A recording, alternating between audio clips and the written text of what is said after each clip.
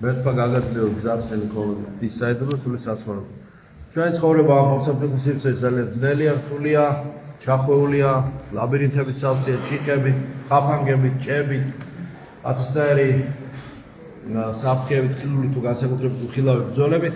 ამიტომ ეს არა პირდაპირი ხაზი, პირდაპირი წრფივი ხაზით, სულ ზევით და ზევით ესე არ არის ჩვენი ცხოვრება, არის ძალიან რთულად, ძალიან დიდი წვეტებით, ძალიან დიდი სირთულეებით, განსასწრებით სავსე. მაგრამ ის წყალობით უფალი რაც ჩვენას შეგვიძლია, იმას აკონტროლებს. რაც ჩვენას შეგვიძლია, ვევედროთ უფალს, რომ შეგვეძლებინოს ის. დავაფასოთ ეს, დავაფასოთ ის, რომ უფალი ზოგიერთ ვერც კი ხვდებით, როგორ გვარიდებს განსასწრებს ხოლმე, ხო? ხილავ დრებს. ვერც კი ხვდებით და რომ არ ხვდებით, მადლობასაც არ ვამბობთ ხოლმე. კი, რომ ვიცოდეთ მადლობას ვიტყვით, მაგრამ ზოგიერთ ვერც ვაცნობიერებთ. ამიტომ როგორც ერთ-ერთ ლოცვაშია ნათქვამი, მადლობა ღმერთო ყველაფერს, გაცნობიერებული თუ გაუცნობიერებელი ჩემგან წყალობათათვის, ჩემგან მოვლენილი წყალობისათვის. იმ წყალობისათვის, იმ ჩვენს მოქმედებისთვის, რომელთაც ასრულებ და გვესმის და ხვდები და ვაცნობიერებ და იმისთვისაც მადლობა, რასაც ვერ ხვდებით და ჩვენი ადამიანური გონება ზეციურ განგებულებას ვერ და არ წვდება, იმიტომ რომ შეზღუდულები ადამიანური გონებით ვართ რა. ამიტომ მოვფრთხილდეთ ერთმანეთს, პრომეტი სიყვარული გამოვიჩინოთ, გავხსნათ ჩვენი გული, უფრო მეტად გამოვაჩინოთ ჩვენი კეთილი მხარე. ცუდი მხარე მოვინანიოთ, ყველას აგვაქვს ჩtildeოვანი მხარე და ასე ვთქვათ, უფრო გამოჩნდება შემდეგ ყველაფერი რაც კარგია, კიდევ და უფრო მეტი და მეტი კარგი რაც არის გამოჩნდება ისიც. ადამიანი ასე ვთქვათ, იმისთვის არის მოსული დედამიწაზე, რომ ღმერთი ადიდოს, იმისთვის გააჩინა არაყოფიერიდან ყოფიერში, იმიტომ მოიყვანა უფალმა, რომ ადიდოს უფალი ჩვენი იესო ქრისტე, ყოვლადწმინდა სამება, მამაზე და სულიწმინდა. ამიტომ ვეცადოთ, რომ ეს ურთიერთობა პირველ რიგში მოვაგვაროთ ღვთის წინაშე, იმიტომ რომ ცოდვებს პირველ რიგში ღვთის წინაშე ვიდეთ, შემდეგ სოციუმის წინაშე, ადამიანთა წინაშე ვიდეთ ცოდვებს, მოყვასის წინაშე და რა თქმა უნდა საკუთარი თავის წინაშე. ცოდვებით სამად განიყოფება, ხო? ღვთის წინააღმდეგ, მოყვასის წინააღმდეგ, საკუთარი თავის წინააღმდეგ. აზრით, სიტყვით, საქმით, მენტალური, ემოციონალური და ხორციელი. მოვინანიოთ ყველაფერი ცუდი, რაც ახლავს ამ ჩვენ ცხოვრებას ამ მძიმე დროში, ცოდვით და ვთქვათ, ათასნაირი ზემოქმედებით ჩვენი არასწორი არჩევანით გამრუდებულ დროსა და სივრცეში, რომელიც გამოსწორებადია თუკი ჩვენ მოვინდომებთ, ურთიერთობები უნდა სწორად ავაგოთ და ჰარმონიზაცია ამ ურთიერთობების გავაკეთოთ. რომ როგორ ვცხოვრობთ ესა, ამას აქვს მნიშვნელობა. რამდენი გვაქვს ფული და რამდენი როგორი თანამდებობა თუ რა ბონუსები ამას კი არა აქვს. თავარი არის როგორ გამოვიყენებს, რაც ღმერთმა მოგცა. შეიძლება ადამიანს ცოდა ქონდეს, მაგრამ ღვთის საიდებლად გამოიყენოს. თორემ ტაძარი არ აქვს მნიშვნელობა, რა მასალისგან არის საშინელებული. თავარი ეს მასალა როგორ არის გამოყენებული.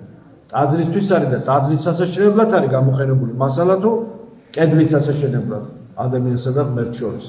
ტაძრის სასაშენებლად არის, მაშ დიდება მოვაფალს, რომ ის მასალა არა დასაბყოლებლად იქნა გამოყენებული, არამედ ღვთის საიდებლად იქნა გამოყენებული და ის სადაც ღმერთს ადიდებენ, ის აშენდა იმითი, ხო? აი ესეთი განსხვავება არის. ამიტომ თავარი არის ის კი არა, როგორი გვინდა ჩვენ ვიყოთ ჩვენს ეგოს, რომ ჩვენი ნარცისიზმი დავიკმაყოფილოთ და ასე ვთქვათ, მაყოფილება უზრუნველყოს ჩვენმა შესაბამისმა მდგომარეობამ, რა მდგომარეობაშიც გვინდა რომ ვიყოდეთ, ჩვენი ეგო ნეტარებდეს ამ ჩვენი მდგომარეობის აღქმით. ეს არ არის სასურველი სიელებას უფალს და ზეცას საერთოდაც არ მოსწონდეს.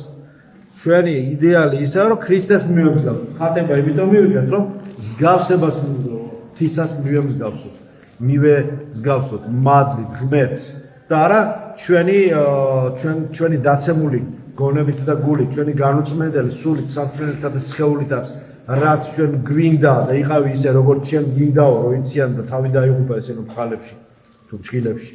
ეს შეიძლება იგულისხმო ქვეტექსტი, ანუ შენ რაც გინდა შეგესრულდა, შენ როგორ გინდა ისე იყავი, რა კარგია ესე, სად არის ესე უცებ ადამიანი იყავ ნება ჩემიო რო ილოცოს, ცოტა ხანში დაიმთავრებს ყველაფერს, ამიტომ იყავ ნება შენიო, ნათქვამი.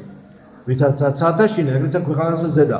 ქრისტიანობაში უფალი გვაძლევს საშუალებას აღსარებით, ზიარებით ეს გადავლახოთ, ეს ჩვენი ეგოიზმი, ჩვენი ნების დამანგრეველი ეგოცენტრიზმი და ღვთის ნებას სინერგიაში ღვთისმსახურებასთან ჰარმონიაში ვამყოფოთ ჩვენი დაცემული ნება და განეწმინდოს. უნდა ვისწავლოთ ეს და ვისწავლოთ კარგი ერთმანეთისგან, გადავიღოთ კარგი. კარგი უნდა გადავიღოთ. ყველა საშუალება, ყველა ხერხი, ყველა დარიგება, ყველა ხსნება ღვთისა მოცემულია იმისათვის, რომ ჩვენ უკეთესი გავხდეთ. ვისწავლოთ წესები, ხერხები, საშუალებები იმისათვის, რომ უკეთესად გარდაიქმნას ჩვენ პირადი შეხედულებები ღვთის, ასე ვთქვათ, ნებისა, ღვთის ჩვენზე განსახორციელებელი პროექტისა, ღვთის ჩვენთვის განსახორციელებელი და ღვთის ჩვენზე ნების შესაბამისი იყოს ის, რაც ღმერთს უნდა, იმის შესაბამისი ვიყოთ ჩვენ. აი ეს არის თავი, ხო? აი ეს მინდა რომ გისურვოთ. და ეს არის მარხვის, ასე ვთქვათ, მიზანი, რომ ჩვენ სხეული არ ვართ, დომინირება ჩვენ სხეულზე, რომ სულიერ პრინციპი ჩვენი არსებობისა უფალია, სიცოცხლის წყარო, რომ ჩვენი ხორციელებრივი ყვებით ბიოლოგიური პურით არ ცხონდება ადამიანი, რომ ცხონდება ადამიანი არა პურით ბიოლოგიური, თუმცა ისიც საჭიროა, ხო, სხეული თავისას ითხოვს, მაგრამ პირველ რიგში ცხონდება პირი სიტყვით, ღვთის სიტყვით, რომელიც გამოვა პირის ღვთისა, რომელიც არის უკვდავი სიტყვა, ღმერთ სიტყვა. აი ამით ცხონდება ადამიანი, ცოცხლობს სული მის. და ღვთის სიტყვით გვიდგას სული ყველას და ღვთის სიტყვით ვართ ცოცხლები რო ვარ და იმიტომ კიდე ღმერთი წყალობს და უყვარვართ, რომ იმედი აქვს, რომ ჩვენ უკეთესი გავხდებით და საუკეთესო გავხდებით. იცის უფალმა ყველაფერი. ოღონდ არ აძალებს, გადახრის მოუწოდებს, ეფერება, ხელს უწყობს, ანგელოზ სულენს, აზიარებს ყველაფერი, მაგრამ არ აძალებს, არ ძალადობს. ქრისტიანობამ ადამიანს თავისუფალი ნება მისცა, რომ თავისუფლად ადიდოს ღმერთი და ღმერთთან იყოს და მისი ღვთივბოძებული სწავლება, ღვთივბოძებული საიდუმლოებები ღმერთისგან მისთვის დაუმსახურებლად მოცემული, ასე ვთქვათ, საჩუქრები, ცხოვრება, სიცოცხლე, რამდენი სიკეთე მოხდა ღმერთმა, ხო? და არც ვაფასებ ხოლმე ზოგჯერ ამას მადლობასაც არ ვამბობთ. ამიტომ ლოცვარისგან შედგება ღვთის დიდება, შენი სათხოვარი და მადლობა, აქაც რიცხვის სამია. ღვთის დიდება, შენი სათხოვარი, ვედრება და მადლობა, აუცილებლად არ უნდა გამოგცეს. მადლობა, ზიარების ლოცვების ხო გახსოვთ. ვევედრებით განწმენდისათვის, ვადიდებთ ღმერთს, ვთხოვთ ჩვენს განწმენდას, ვთხოვთ ჩვენს შემოგბრძანებას და შემდეგ მადლობთ ღმერთს, ხო გახსოვთ ამისათვის, საუბარი კიდევ ლოცვა. და აი ეს მინდა რომ ეს გისურვოთ ასევე და წრფელ ხო უფალმა ალაგ მისკენ მიმავალ ესა უნდა დაგვეცეს, გახსოვთ? წრფელ ხო უფალმა გახსნა ქრისტემ გზა, ცა გახსნა. გახსნილია გზა. და ეს სივრცე უნდა შეიგრძნოთ, რომ ეს გზა გახსნილია, არავის არ დაუბლოკია, დაუკეტია არაფერი. ხსნილია გზა. ღვთისა და ღვთის გახსნის ვერავინ ვერ დაკეტავს. თუ შენს ღმერთთან ერთად იქნები, ამიტომ გისურვებთ, რომ იარეთ ღვთის მადლით ღმერთთან ერთად.